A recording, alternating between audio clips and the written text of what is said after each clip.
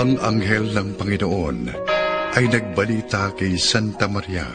At siya ay naglihi, lalang ng Espiritu Santo. Aba, Ginoong Maria, napupuno ka ng grasya. Ang Panginoong Diyos ay sumasa iyo. Bukod kang pinagpala sa babaeng lahat, at pinagpala rin naman ang iyong anak na si Jesus. Santa Maria, Ina ng Diyos, ipanalangin mo kaming makasalanan, ngayon at kung kami mamamatay. Amen. Darito ang alipin ng Panginoon. Maganap nawa sa akin, ayon sa wika mo. Aba, Ginoong Maria, napupuno ka ng grasya. Ang Panginoong Diyos ay sumasa iyo. Bukod kang pinagpala sa babaeng lahat, at pinagpala rin naman ang iyong anak na si Jesus. Santa Maria, Ina ng Diyos, ipanalangin mo kaming makasalanan, ngayon at kung kami mamamatay. Amen. At ang Verbo ay nagkatawang tao. At nakipamayan sa atin. Aba, Ginoong Maria, napupuno ka ng grasya. Ang Panginoong Diyos ay sumasa iyo. Bukod kang pinagpala sa babaeng lahat, at pinagpala rin naman ang iyong anak na si Jesus. Santa Maria, Ina ng Diyos, ipanalangin mo kaming makasalanan, ngayon at kung kami mamamatay. Amen. Ipanalangin mo kami, o Santang Ina ng Diyos. Nang kami maging dapat na makinabang sa mga pangako ni Jesucristong Panginoon. Manalangin tayo. Panginoon aming Diyos, kasihan mo nawa ang aming mga kaluluwa ng iyong mahal na grasya, at yayamang dahilan sa pamamalita ng anghel ay nakilala namin ang pagkakatawang tao ni Jesucristong anak mo, pakundangan sa mahal niyang pagpapakasakit at pagkamatay sa krus, ay papakinabangin mo kami sa kanyang pagkabuhay na magmuli sa kaluwalhatian sa langit, alang-alang kay Jesucristo ring Panginoon namin. Amen. Luwalhati sa Ama, at sa Anak, at sa Espiritu Santo. Kapara noong sa unang-una, ngayon at kailanman, at magpasawalang hanggan. Amen. Amen.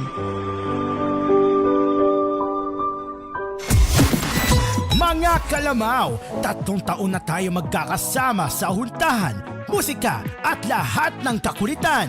Siyempre, top 1 pa rin tayo sa Metro at Mega Manila with 12.9% shares ngayong June 2025 ayon sa Lamao Media Survey. Kalsada, palengke, trabaho o mapabahay man, kami pa rin ang inyong number 1. Ang inyong himpilan, ang inyong tahanan.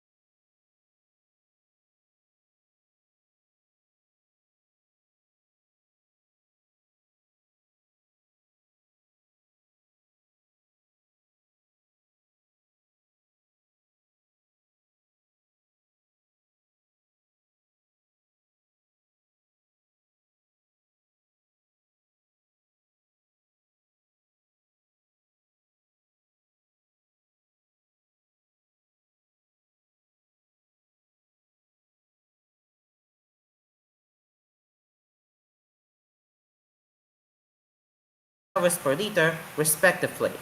Shell Pilipinas and CO will implement the mix-up price adjustment on Tuesday at 6 a.m., followed by clean fuel at 8:01 a.m. The aggressive supply growth forecast from OPEC Plus, or Organization of the Petroleum Exporting Countries, which is expected to increase global inventory, thus possibly pulling down prices, is one of the factors driving this week's movements, according to the Department of Energy or DOLE. Rodela Romero, Assistant Director of the DOLE's All Industry Management Bureau, said other global news affecting local pricing is the International Energy Agency's weaker global demand outlook and the easing trade tensions between the United States and China. Jetty Petroleum President Leo Bella said the prospect of easing sanctions following the meeting between U.S. President Donald Trump and Russian President Vladimir Putin may contribute to this week's price adjustment. The uncertainty of the U.S. that could affect Russian oil exports continues to add a bullish risk premium, given that Russia and buyers of Russian oil could face more economic pressure that should the deal not happen, Dallas added.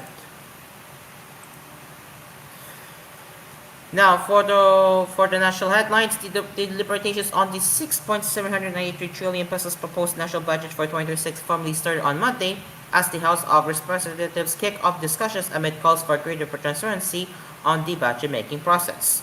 The House Committee on Appropriations, headed by Nueva Ecija, 1st District Representative Micaela Swansing, met to hear the briefing from the Development Budget Coordination Committee, which is composed of the Department of Budget and Management, the Department of Finance, the Department of Economic Planning and Development, and the Office of the President. The DBCC will be quizzed about how they formulated the National Expenditures Program and regarding the state of the country's finances, including its funding sources. In his speech before the committee and the DBCC, House Speaker Ferdinand Martin Romualdez said the chamber has opened its doors wider than before in accordance with the bid for reforms related to budget transparency. We entered the presence of the small committee. We welcome civil society observers because the Filipino people deserve full transparency in how their hard-earned money is planned, allocated, and spent, Romualdez said. If we have a clear process, we also have a clear trust from the people. And when the people show trust, the government will be stronger. Transparency is not an option. It is the cornerstone of democratic governance, he added in Filipino. According to Romualdez, the House will quiz the 2026 NEP thoroughly. He said to our partners in the executive branch, allow me to be clear. We will scrutinize, we will question, we will deliberate thoroughly. We will do so not as adversaries, but as allies united by our shared purpose. For the end of the day, at the heart of our collaboration lies a common goal, to deliver a better, more dignified life for every Filipino family. Let this DBCC be remembered not only for figures presented, but for the principles we upheld, he added. Swansing, on the other hand, said that the commitment is to bring back Filipinos at the center of the budget-making process for the years to come. Swansing said, our commitment is firm. In this budget and in the years to come, we are bringing the Filipino people back in the center of the budget process where you rightfully belong. Every peso of this budget comes from the blood and sweat of Filipinos. That's why your Congress will deliberately, intently, in the coming months to ensure that every peso will be allocated towards the betterment of the people. During the briefing, representatives of several civil society organizations were present to monitor discussions on the budget, fulfilling a budget-making reform promised by both Romualdez and Swansing. The 2026 NEP was handed over by DBM to the House of Representatives last August 13. According to a briefer from the department, the largest chunk of the proposed budget will go to education at 928.5 billion pesos, followed by public works at 881.3 billion pesos, and then held at 320.5 billion pesos. After the top three, the largest allocations go to the following departments: Defense at 299.3 billion pesos, Interior and Local Government at 287.5 billion pesos, Agriculture at 239.2 billion pesos, Social Welfare at 277.0 billion pesos, Transportation at 198.6 billion pesos, Jury at 67.9 billion pesos, and Labor and Employment at 55.2 billion pesos. In the broader scope, social services get a bigger slice at 2.340 trillion pesos. This was followed by the following: economic services at 1.868 trillion pesos, general public services at 1.202 trillion pesos, debt burden at 938.7 billion pesos, and defense at 430.9 billion pesos. This is koolNews at 6. As we head over to the weather, the low pressure area of Batanes has developed into tropical depression Hung An-ning early Monday morning, although weather is still expected in most parts of the country, according to the Philippine Atmospheric, Geophysical, and Astronomical Services Administration, known as PAGASA. As of 4 a.m., the center of Huangning was spotted some 520 kilometers east-northeast of Itbaya town, packing maximum sustained winds of 45 kilometers per hour near the center, and gustiness of up to 55 kilometers per hour, said PAGASA. PAGASA said it is forecast to move gently northward until Monday evening and will begin to turn north-northeast early Tuesday morning towards Japan's Ryukyu Islands. PAGASA weather specialist Daniel James Villamil said in the public weather forecast, "It is moving away from the country and it will not have a direct effect on our weather today." Villamil said the southwest monsoon or Habagat has weakened, leading to fair weather for the rest of the country nationwide, including Metro Manila. PAGASA in another bulletin, however, said the trough or extension of Huaning will bring cloudy skies with scattering showers and thunderstorms to Ilos region, Zambales, and Pataan. Huaning is forecast to exit the Philippine area of responsibility from Monday evening to early Tuesday morning. Huaning, however, will remain a tropical depression throughout the forecast period, PAGASA said. Later on koolNews at 6, Bulacan flood control works get fraud audit.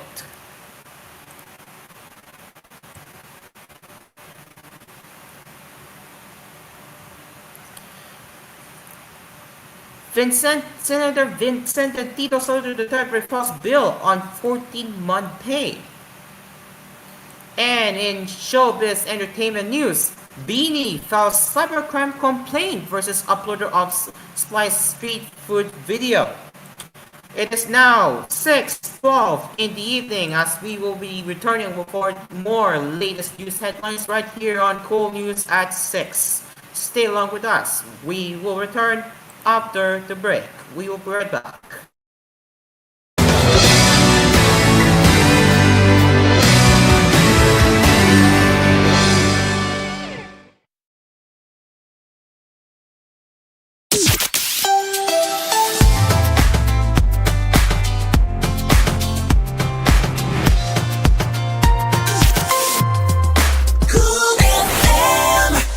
Heads up, karaoke fans! We just dropped volume 174.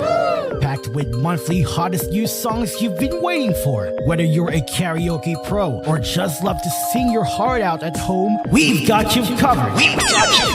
Available now on DVD, SD card, and fast, easy online updates for Utopia and Utopia Plus. No lags, no limits, just pure karaoke fun. Anytime, anywhere. Bring your karaoke nights to life. Only with Shanitron Synth Plus. Reimagine karaoke with XTSP. Song lists are now available at shanetronsinplus.blogspot.com. There's a name that stays in mind. Oh, what's this? Can you feel it racing with the time? Legendary fit, the legendary style. Raw cheese as time moves on, the nation's on. Raw cheese, a legend on its own. Roab's Jeans, a legend on its own. Now available in all leading department stores nationwide. One time, there's a confrontation about sushi and pizza, but then there was a solution. Bro, I said let's get sushi. No way. Pizza beats raw fish every time. Why not both? Gooey cheese, spicy mayo, seaweed, salmon. Introducing Sushi Baked Pizza. Whoa. Creamy, savory, sushi-inspired toppings baked on a perfect crust. Sushi Baked Pizza, 9-inch at 250, 11-inch at 450. Only at Dream Cards Pizza. We make pizza the Dream Cards way. You paid this time. No way. You wanted sushi. Call 141-9191 for deliveries. Dream Car Karaoke po, tuwing pagising mo sa umaga, kailangan mo ng kapeng gigisingin ka sa tapang at sarap. Tikman ang lasa ng bayan sa bagong Kapinoy Coffee. Tama-tama lang ang tapang at sarap. Tikman na ang lasa ng bayan sa bagong Kapinoy Coffee.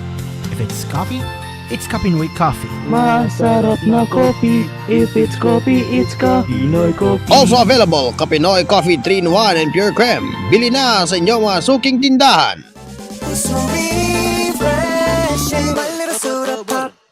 Soda Pop is back and better than ever. Our products now come with free sizes. Small with 39 pesos, medium with 59 pesos, and the new large with 79 pesos. Our branch in Taguig opens every day from 3 p.m. to 10 p.m. Soda Pop is now also accepting deliveries too. For more information, you can check us out on our Facebook page. So what are you waiting for? Pop the party with flavor with Soda Pop, where every sip is a celebration. My little soda pop.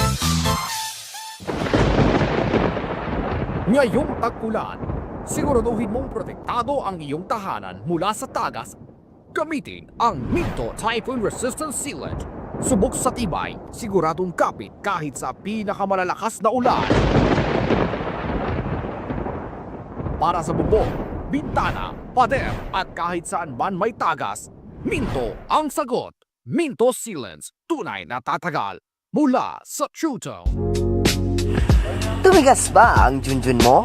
PA Condoms, di agad makakalabas sa puting ahas pag naka-PA Condoms ka. Tara, lagyan mo niyan si Junjun ng kapote pa di nalaki ang tiyan ng partner mo.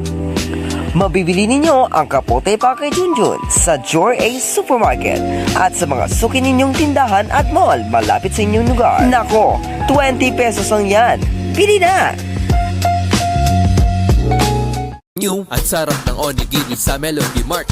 Ang sarap ng onigiri sa Melody Mart. Ang sarap ng onigiri sa Melody Mart. Ang sarap ng onigiri sa Melody Mart.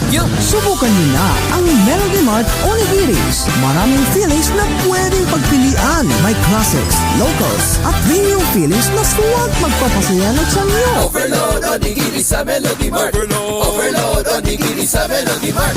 Biking, meron rin tayong Overload Onigiris na mas pinalaki, mas maraming fillings. Price starts at 55 pesos. Bumili na ng onigiri sa Melody Mart.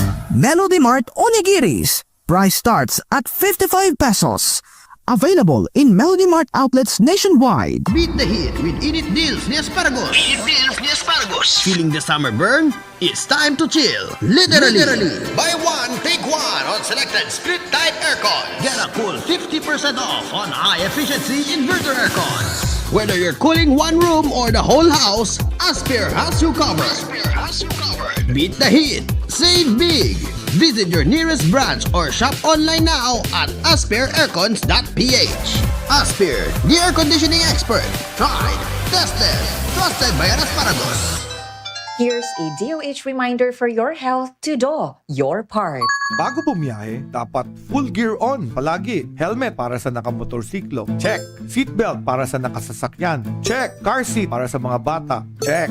Ang pagsuot ng tama at aprobadong mga safety gears ay nakakabawas ng panganib ng maluwang pinsala o pagkamatay. Ito po si SecTed nagpapaalala mula sa Department of Health.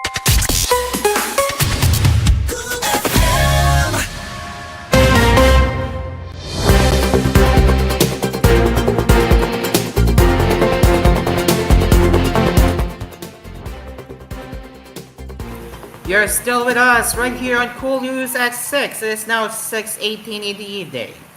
Let's continue with the headlines. Senator Vincetes Tito Soto has refiled a bill requiring private sector employees to grant workers a 14-month pay to ease their burden of rising costs of goods and services and help them cope with educational expenses.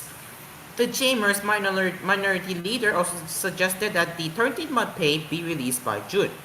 The 14-month pay will be in addition to the existing 13-month pay already being given to workers under Presidential Decree number 851, which was enacted in 1976. Soto said, after almost 5 decades, the needs and costs of every living of every Filipino worker have drastically changed. Thus, it is high time that employees in the private sector receive their 14-month pay, Soto said.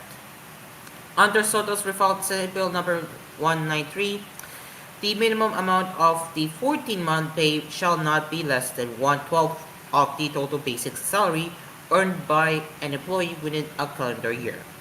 He suggested further that the 30-month pay be released by June 14 to help workers with educational expenses for their children, while the 40-month pay be given not later than December 24 to assist families with holiday and year-end costs.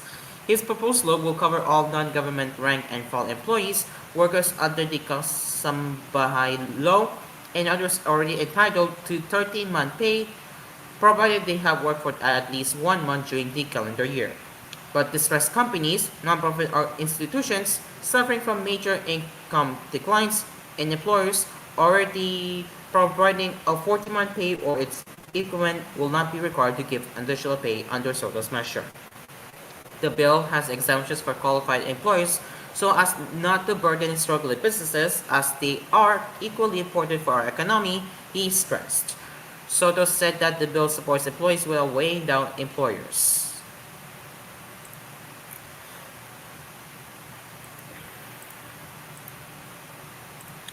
Setting the wheels in motion on the President's commitment to go after unscrupulous contractors, the Commission on Audit has ordered an immediate fraud audit of all flood control projects in Bulacan Province, which received the largest share of funding in Central Luzon from 2022 to 2025. In a memorandum dated August 12, COA Chair Gamaliel Cordoba cited findings from the Sambong sa Pangulo website, which showed that the Department of Public Works and Highways implemented 548 billion pesos worth of flood control projects nationwide from the start of the Marcos administration on July 1st, 2022 until May 30 this year. Of this amount, Cordoba said Central Luzon received 98 billion pesos or 18% of the total, with Bulacan cornering the biggest chunk at 44 billion pesos or 45%.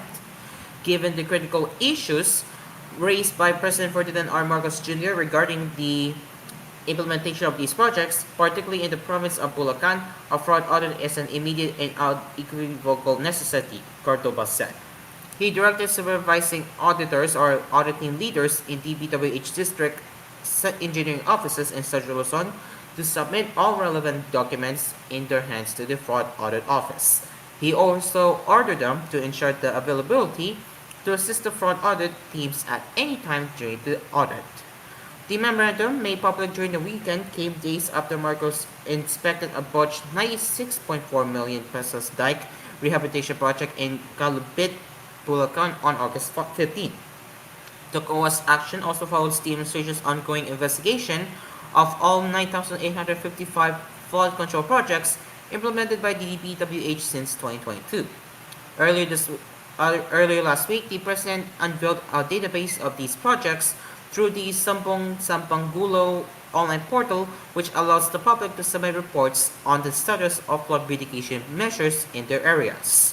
One of the most significant findings so far is that 15 of the 2,409 accredited contractors bagged 100 billion pesos worth of big-ticket projects, equivalent to 18% of the entire budget since Mr. Marcos took office. An Inquirer analyst also revealed that one of these top contractors, the MG Samidan Construction and Development Corp, had a paid-up capital of only 250,000 pesos but bagged 5 billion pesos worth of flood control deals in the past 3 years. According to the National Adaptation Plan of the Philippines 2023 to 2025, the most flood-prone areas in the country are Pampanga, Nueva Ecija, Pangasinan, Tarlac, Bulacan, Metro Manila, Maguindanao, North Cotabato, Oriental Mindoro, and Ilos Norte.